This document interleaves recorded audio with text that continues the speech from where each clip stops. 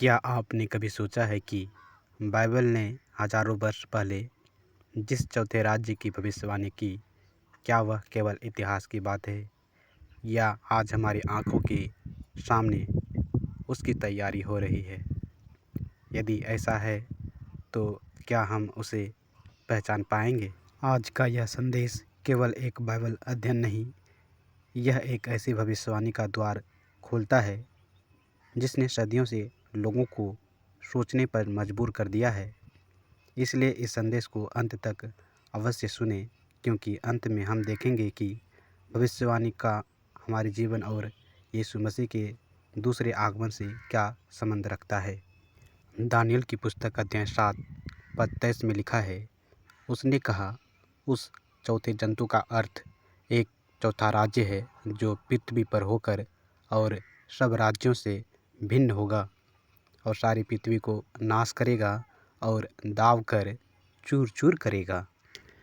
Daniel कोई साधारण व्यक्ति नहीं था। वह बाबुल की बंदीगृह की भूमि में था, लेकिन परमेश्वर ने उसे संसार के अंत तक का इतिहास दिखाया। उसने 4 जंतुओं को देखा।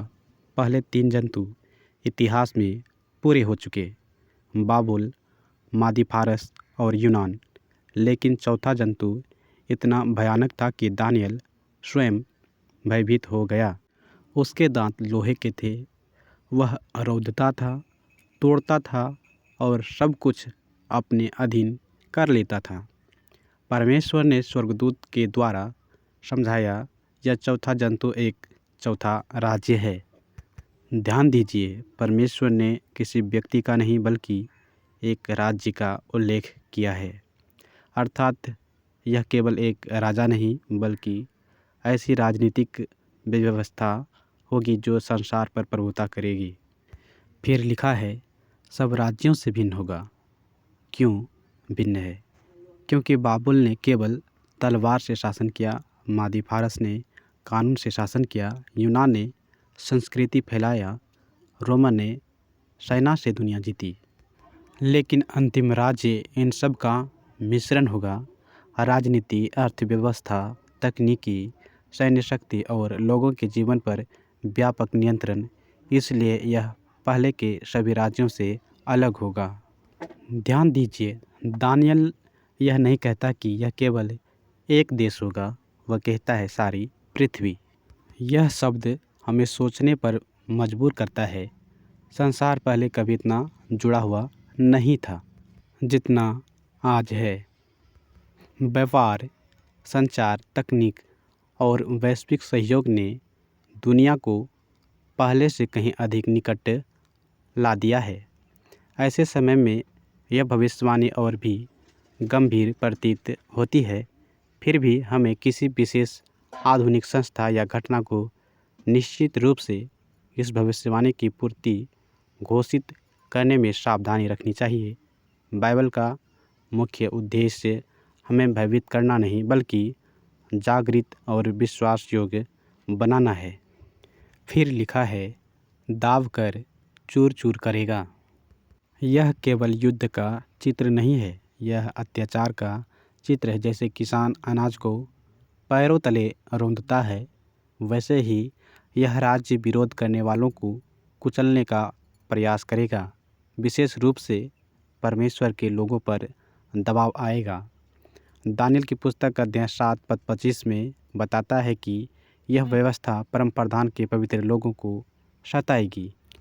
लेकिन क्या यही अंत है? नहीं, यही इस भविष्यवाणी की सबसे अद्भुत बात है। दानियल ने केवल चौथे जंतु को नहीं देखा, उसने स्वर्ग का सिंहासन भी देखा। उसने प्राचीन दिनों के अर्थात परमेश्वर को न्याय करते देखा। उसने मनुष्य के पुत्र के समान एक को आते देखा। यह यीशु मसीह की और संकेत है। इसका अर्थ है कि संसार के राज्य चाहे जितने शक्तिशाली बन जाए, अंतिम अधिकार उनके हाथ में नहीं है। अंतिम अधिकार यीशु मसीह के हाथ में है। संसार का हर एक साम्राज्य समाप्त हुआ। बाबुल समाप्त हुआ, मादी फारस समाप्त हुआ, यूनान समाप्त हुआ, रोम भी अपने मूल स्वरूप में समाप्त हुआ। इसी प्रकार हर मानवीय शक्ति अस्थायी है। केवल परमेश्वर का राज्य अनंत है। इसलिए आज सबसे बड़ा प्रश्न यह नहीं कि चौथा राज्य कब आएगा। सबसे बड़ा प्रश्न यह है, यदि आज प्रभु यीशु लौट आए तो क्या मैं उनके राज्य के लिए तैयार हूँ? क्या मेरा विश्वास जीवित है?